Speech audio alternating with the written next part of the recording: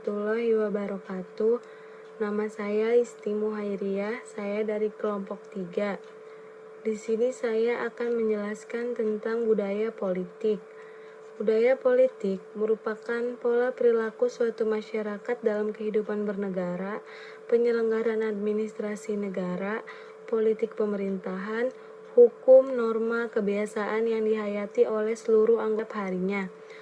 Budaya politik juga dapat diartikan sebagai suatu sistem nilai bersama suatu masyarakat yang memiliki kesadaran untuk berpartisipasi dalam pengambilan keputusan kolektif dan penentuan kebijakan publik untuk masyarakat seluruhnya.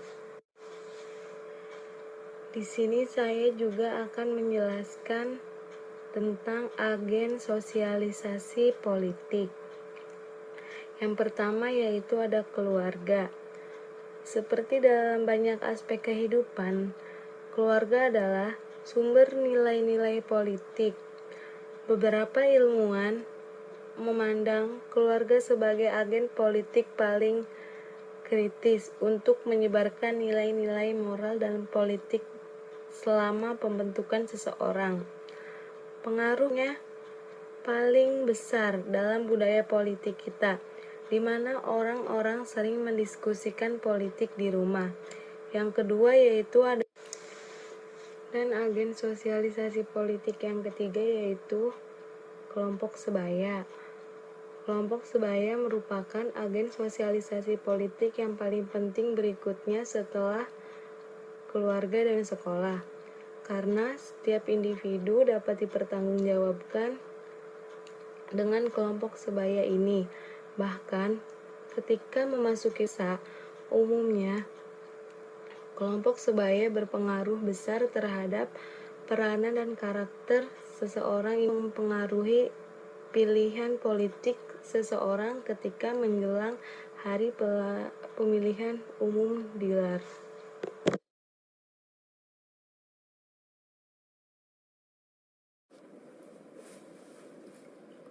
Assalamualaikum warahmatullahi wabarakatuh. Perkenalkan, nama saya Muhammad Roni dari Pendidikan Pancasila dan Ilmu Kewarganegaraan angkatan 2018. Di sini saya akan menjelaskan materi tentang apakah penyebaran teknologi informasi itu membantu atau menyakiti partisipasi politik. Perkembangan media online semakin pesat, terutama memfasilitasi masyarakat dalam mengakses informasi dan jejaring sosial. Jejaring sosial inilah yang kemudian dimanfaatkan oleh para kandidat politik untuk mendapat dukungan dari masyarakat yang sudah melek media dan sering bersikap kritis terhadap sebuah permasalahan. Pada akhirnya, hal tersebut tidak akan mudah karena muncul isu ataupun wacana baru yang lebih dikenal dengan seduksi politik, yakni kecenderungan politik di dunia virtual. Kehadiran media sosial juga mempengaruhi bidang politik.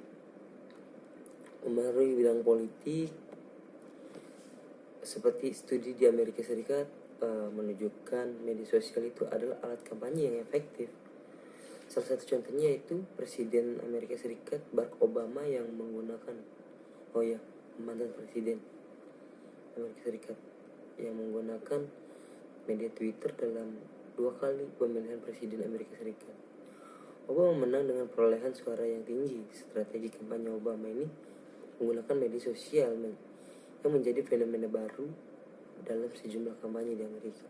Walaupun bukan menjadi pertama yang melakukan kampanye melalui internet, namun Obama merupakan presiden yang pertama yang sukses menggunakan jejaring media sosial.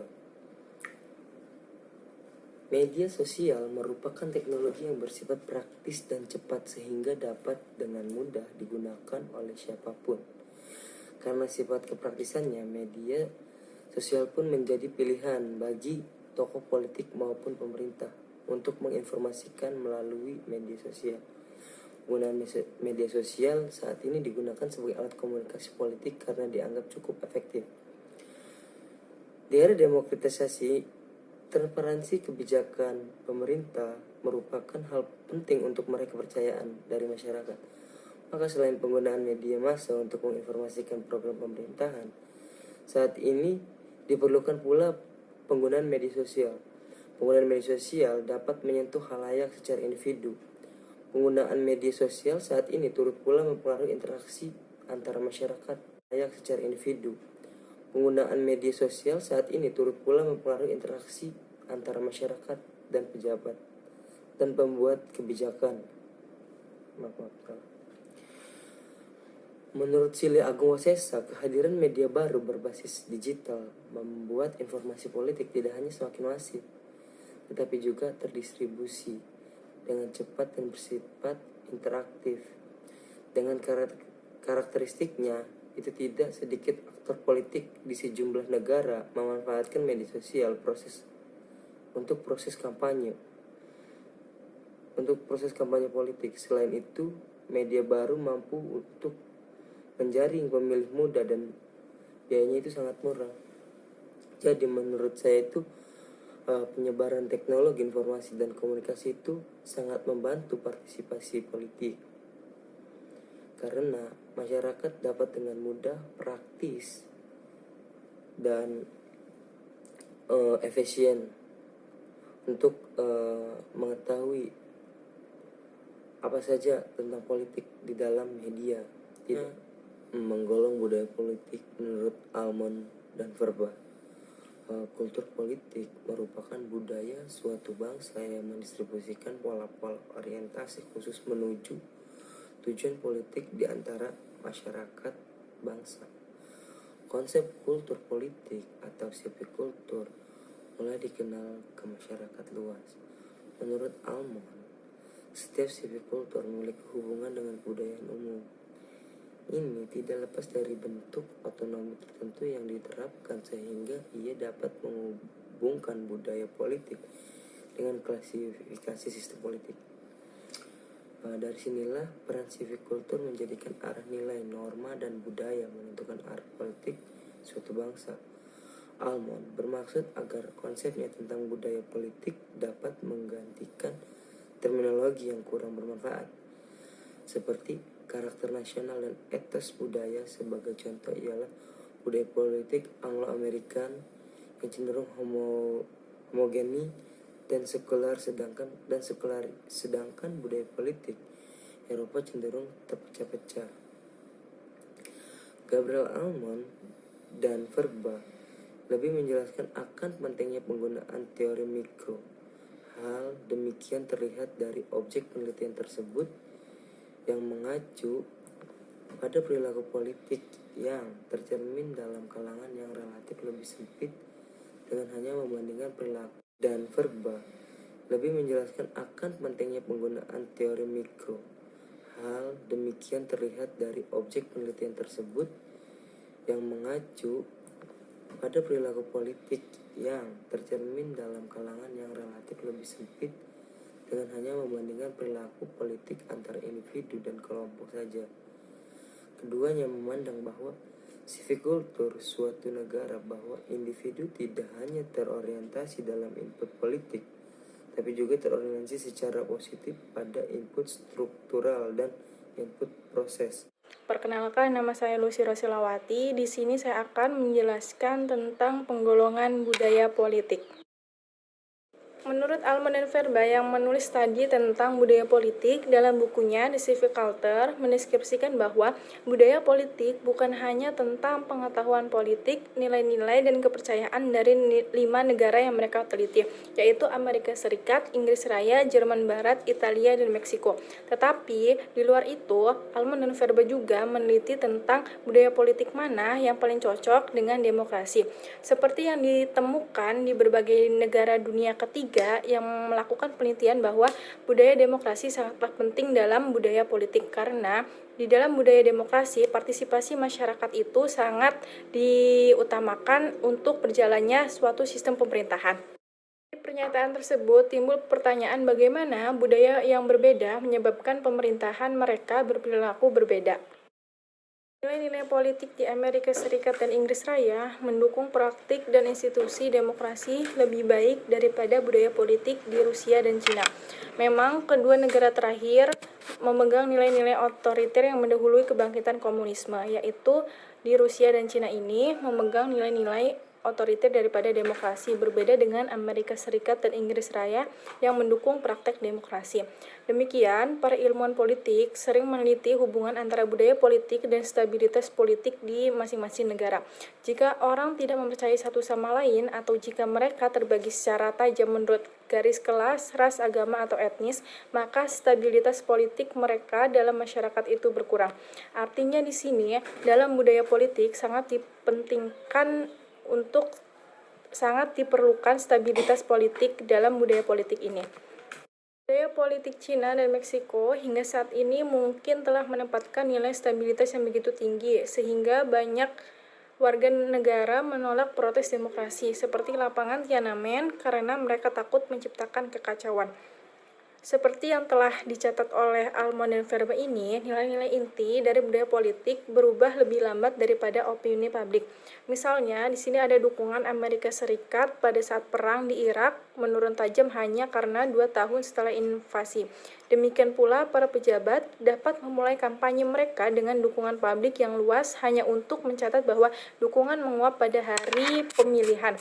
Maksudnya di sini adalah opini publik sangat dipentingkan dalam mempengaruhi stabilitas politik atau budaya politik yang dianut oleh masing-masing negara. Karena stabilitas politik ini sangat penting agar demokrasi itu. Opini publik sangat dipentingkan dalam mempengaruhi stabilitas politik atau budaya politik yang dianut oleh masing-masing negara. Karena stabilitas politik ini sangat penting agar demokrasi itu dalam suatu negara itu dapat bertahan. Akan tetapi, nilai-nilai budaya dasar yang membutuhkan waktu bertahun-tahun bahkan generasi untuk berubah. Artinya, regenerasi budaya politik yang mengikuti perubahan zaman ini sangatlah lama untuk dipertahankan dan memerlukan bantuan dari berbagai pihak untuk meningkatkan budaya politik yang dianutnya itu. Budaya politik Amerika secara historis menempatkan nilai yang lebih besar daripada budaya Eropa pada individualitas dan hak warga negara untuk dilindungi dari intervensi pemerintah. Dalam negara Amerika Serikat, hak-hak warga negara itu tidak ada campur tangan dari pemerintah. Dan juga hak-hak warga negara di sini dijamin karena Amerika Serikat lebih mengutamakan budaya politik demokrasi daripada budaya politik otoriter. Perancis, Jerman, Swedia, dan orang Eropa lainnya lebih menekankan daripada orang Amerika pada kewajiban pemerintah untuk memberikan bantuan kepada warga masyarakat yang kurang beruntung. Artinya di sini, warga negara Eropa lebih cenderung untuk mendukung dalam kesejahteraan sosial yang ekspensif dan menerima beban pajak yang ditimbulkan oleh program-program tersebut. Negara Eropa juga menerapkan kontrol senjata yang lebih ketat daripada Amerika Serikat.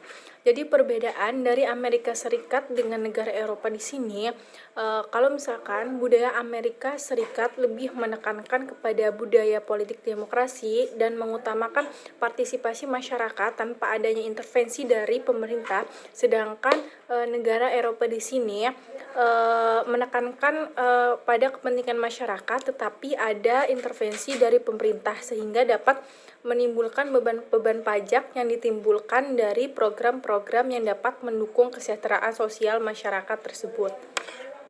Kemudian pembahasan selanjutnya yaitu budaya politik demokratis. Demokrasi kemungkinan besar akan muncul dan bertahan dalam masyarakat yang mempertolerir berbagai sudut pandang, termasuk pendapat yang tidak populer atau berbeda pendapat. Artinya di sini budaya politik demokrasi lebih mengutamakan kesepakatan bersama. Ketika terdapat perbedaan pendapat, maka akan dirembukan dan mencari solusi agar tercapainya kesepakatan bersama. Negara-negara yang berjuang untuk membangun dan menstabilisasikan demokrasi di lingkungan. Pembahasan selanjutnya yaitu budaya politik demokratis. Demokrasi kemungkinan besar akan muncul dan bertahan dalam masyarakat yang mempertolerir berbagai sudut pandang, termasuk pendapat yang tidak populer atau berbeda pendapat. Artinya di sini budaya politik demokrasi lebih mengutamakan kesepakatan bersama. Ketika terdapat perbedaan pendapat, maka akan dirembukan dan mencari solusi agar tercapainya kesepakatan bersama. negara-negara yang berjuang untuk membangun dan menstabilisasikan demokrasi di lingkungan yang sebelumnya otoriter, bagaimanapun mungkin percaya bahwa awalnya perlu untuk mengecualikan partai politik dan kelompok yang tidak menerima prinsip-prinsip demokrasi. Artinya di sini adalah ketika suatu negara itu yang tadinya menganut budaya politik otoriter kemudian menjadi budaya politik demokrasi, perlu adanya penyesuaian dari budaya politik otoriter menjadi budaya politik demokratis, yaitu dengan mengecualikan partai politik dan kelompok yang tidak menerima prinsip-prinsip demokrasi, artinya tidak mendukung budaya politik demokrasi ini. Kemudian selanjutnya itu ketika nilai-nilai demokrasi semakin mengakar dalam budaya politik suatu negara, sebuah negara dapat dengan lebih mudah mentolerir aktor politik anti demokrasi. Artinya di sini ketika budaya politik demokrasi ini sudah dilakukan, maka akan lebih mudah mentolerir aktor politik anti demokrasi. Dalam hal ini adanya pembatasan hak berbicara dari aktor politik yang dalam hal pembicaraannya itu terdapat ujaran-ujaran kebencian terkait dengan budaya politik demokrasi. Di sisi lain lebih dinamakan dengan anti demokrasi, artinya tidak mendukung budaya politik demokrasi. Maka dalam hal ini aktor politik yang anti demokrasi ini dapat dengan mudah dihapuskan. Baik, pembahasan selanjutnya tentang budaya politik otoriter. Apa sih budaya politik otoriter ini? Nah, budaya politik otoriter artinya adalah para pemimpin negara dan sebagian besar penduduknya menolak aturan mayoritas atau hak minoritas. Artinya di sini adalah ketika warga negara yang menganut budaya politik otoriter ini melakukan kesepakatan, maka para pemimpinnya tidak menyepakati karena dalam budaya politik otoriter ini lebih mengedepankan hak-hak dari para pemimpin ini dan mengesampingkan aturan-aturan yang dibuat oleh mayoritas warga negaranya. Dan juga dalam budaya politik itu yang menganut budaya politik otoriter ini terdapat agama minoritas, maka tidak ada toleransi ataupun tidak ada keringanan yang diberikan. Sebagai contoh di sini ketika Mahkamah Agung Amerika Serikat menjelaskan bahwa individu memiliki hak untuk membakar bendera Amerika sebagai ekspresi kebebasan berbicara, maka menurut Mahkamah Agung ini melampaui poin yang dianggap masuk akal karena di negara Amerika Serikat ini memilih untuk tidak memperkenalkan amandemen konstitusi untuk melarang pembakaran bendera. Maksudnya di sini adalah bahwa Amerika Serikat membiarkan hal ini terjadi karena sudah diatur dalam Kongres Mahkamah Agung Amerika Serikat itu sendiri. Sedangkan di sisi lain dalam budaya Iran tidak ada toleransi seperti itu bagi seseorang yang mengejek ataupun membakar Al-Qur'an. Artinya di sini berbanding terbalik antara budaya politik otoriter di negara Iran dan budaya politik di Amerika Serikat terkait dengan agama minoritas ini. Selanjutnya yaitu budaya politik otoriter menekankan pentingnya stabilitas dan ketertiban. Maksudnya di sini di dalam budaya politik yang paling terpenting adalah terciptanya stabilitas dan ketertiban dalam pemerintahan. Budaya politik otoriter ini lebih mengutamakan hak-hak pemerintahan daripada hak-hak warga negara yang seharusnya diberikan dan yang seharusnya didapatkan oleh warga negaranya itu sendiri. Sehingga poin utama dari budaya politik otoriter ini adalah terciptanya stabilitas dan ketertiban. Selanjutnya, banyak budaya otoriter yang mendukung struktur dan hierarki otoritas tradisional. Maksudnya di sini adalah pemerintahan otoriter banyak yang mendukung struktur dan hierarki otoritas tradisional. Artinya di sini menjalin kerjasama antara struktur dan hierarki tradisional itu sendiri, seperti lembaga swadaya masyarakat, terus partai-partai politik dan lain sebagainya. Kemudian, budaya politik otoriter percaya bahwa para pemimpin bangsa tahu apa yang terbaik untuk masyarakat dan harus ditaati. Maksudnya di sini adalah para pemimpin yang menganut budaya politik otoriter sudah sepatutnya mempertimbangkan apa-apa yang seharusnya dilakukan demi terciptanya stabilitas dan ketertiban yang diperlukan dari warga negara. Pengejaran kekuasaan agar terciptanya kehidupan yang harmonis, agar terciptanya kehidupan yang aman dan terbebas dari berbagai konflik yang terjadi. Selanjutnya, Islam dan demokrasi. Secara historis, negara-negara Protestan paling bertanggung jawab untuk memelihara demokrasi, sedangkan negara-negara Islam paling tidak mungkin. Hal ini bisa didukung pada akhir 1980-an, ada seorang ilmuwan politik yang bernama Samuel Huntington yang menulis buku The Clash of Civilization and the Remaking of World Order, yang di dalamnya ia menyatakan bahwa ada 9 peradaban utama yang ada di dunia saat ini. Peradaban utama itu tidak secara eksklusif berdasarkan agama mereka. Nah, agama di sini ada agama Kristen, Kristen Ortodoks, Muslim, Hindu, dan Sino. Kemudian Samuel meramalkan bahwa perselisihan internasional yang terjadi di masa depan tidak akan berpusat pada konflik antara blok ideologis, melainkan antara benturan peradaban. Selanjutnya yaitu sejumlah ulama telah secara sistematis menguji dalil bahwa budaya Islam menciptakan hambatan bagi demokrasi. Mengapa demikian? Nah, menurut Alfred Stephen ini yang telah melakukan penelitian dengan membandingkan 47 negara dengan populasi mayoritas Muslim yang kemudian dibagi menjadi 2 kelompok, yaitu 16 negara Arab dan 31 negara non-Arab. Nah, Stephen ini melakukan penelitian untuk melihat berapa persentase negara di setiap kelompok yang mampu mempertahankan demokrasi setidaknya selama 5 tahun berturut-turut, yaitu selama periode 1972 hingga 2000. Hal ini menunjukkan bahwa mungkin sejarah dan budaya Arab daripada budaya Islam yang menciptakan hambatan bagi demokrasi. Tetapi bahkan negara-negara Islam non-Arab masih memiliki tingkat demokrasi yang lebih rendah daripada negara-negara non-Islam. Maksudnya di sini adalah negara-negara Islam non-Arab ini lebih tingkatan demokrasinya lebih tinggi daripada negara-negara non-Islam. Yang selanjutnya yaitu, mungkinkah kinerja demokrasi yang lebih buruk di negara-negara Muslim lebih disebabkan oleh kemiskinan mereka daripada budaya mereka? Nah, yang pertama itu ada 2 faktor yang tampaknya menghambat demokrasi di banyak negara. Assalamualaikum warahmatullahi wabarakatuh. Perkenalkan, nama saya Dewi Indriani. Di sini saya akan melanjutkan penjelasan materi yang sudah dipaparkan oleh Saudara Lucy. Selanjutnya adalah budaya konsensual dan konfliktual. Yang pertama adalah budaya konsensual. Budaya konsensual merupakan budaya yang cenderung menyetujui prosedur politik dasar seperti keabsahan pemilu yang bebas dan tujuan umum sistem politik. Budaya konsensual ini juga bersifat relatif homogen, yaitu yang mempunyai bahasa, agama, dan etnis yang sama. Negara yang menggunakan budaya konsensual ini seperti negara-negara di Inggris, Jepang, dan Costa Rica.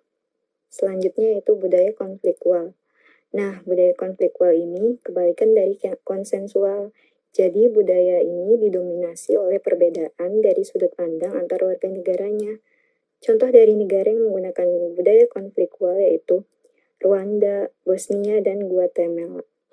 Selanjutnya adalah klasifikasi budaya lainnya. Nah, selain budaya politik konsensual dan konfliktual, terdapat juga penggolongan budaya lainnya yang muncul akibat karena adanya serangkaian nilai dan sikap politik yang khas yang menjadi ciri khas dari masyarakat dan wilayah tersebut, dan membedakan dari budaya politik lainnya. Sejumlah ilmuwan politik berpendapat bahwa wilayah geografis memiliki nilai dan orientasi yang berbeda, yang membedakan budaya politik tersebut. Contohnya seperti budaya Hindu di India dan budaya politik Islam di Iran dan Aljazair. Selanjutnya adalah evolusi budaya politik. Seiring berjalannya waktu, budaya politik juga bisa mengalami perubahan. Perubahan-perubahan tersebut terjadi secara bertahap dari tahun ke tahun. Akibat dari perkembangan sosial, ekonomi, atau politik, seperti pendidikan yang lebih tinggi. Atau bisa juga terjadi akibat peristiwa dramatis, yaitu perang atau revolusi. Namun, di sisi lain juga, perubahan budaya politik terjadi akibat adanya resosialisasi politik, yaitu proses di mana nilai-nilai sosial, kepercayaan, dan norma direkayasa ulang oleh para pemimpin pemerintah untuk mengubah budaya politik masyarakat mereka. Selanjutnya adalah transformasi budaya politik Eropa Timur setelah jatuh komunisme. Lucian, salah satu pelopor budaya politik terkemuka, berpendapat bahwa perubahan ini mewakili dari transformasi terbesar budaya politik sejak negara-negara seperti Afrika, Asia, dan Timur Tengah melepaskan kolonialisme dari tahun 1940 hingga 1960-an. Berdasarkan survei tersebut, Jacobs dan dua teman lainnya meneliti mengenai 3 negara yang memiliki demokrasi yang kuat, seperti Amerika Serikat, Inggris, dan Jerman Barat. Dan 8 negara pasca komunis seperti Bulgaria, Republik Ceko, Jerman Timur, Polandia, Hongaria, Latvia, Rusia, dan Slovenia. Singkatnya, hasil dari penelitian tersebut, 3 negara dengan demokrasi yang terkuat memiliki skor RTDI terendah jauh di atas pasca komunis negara manapun. Dan dari 8 negara pasca komunis, Republik Ceko, Jerman Timur, Bulgaria, dan Slovenia cenderung memiliki demokratis yang relatif lebih kuat. Polandia dan Latvia menjadi negara berikutnya, sementara Hongaria dan Rusia adalah negara yang paling tidak mendukung nilai-nilai demokrasi. Selanjutnya yaitu postmaterialisme dan perubahan budaya. Ronald berpendapat bahwa modernisasi dan pertumbuhan ekonomi secara substansial mengubah budaya politik dan demokrasi industri maju.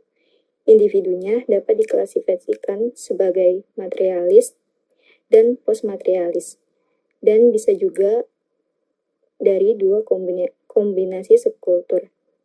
Dia mengatakan bahwa kebanyakan orang mengalami peningkatan pertumbuhan ekonomi selama periode pasca perang, yaitu tahun 1945 hingga 1970-an. Materialis merupakan populasi terbesar dan sisanya adalah postmaterialis. Dan yang terakhir adalah postmaterialisme di Eropa Barat dan Amerika Serikat.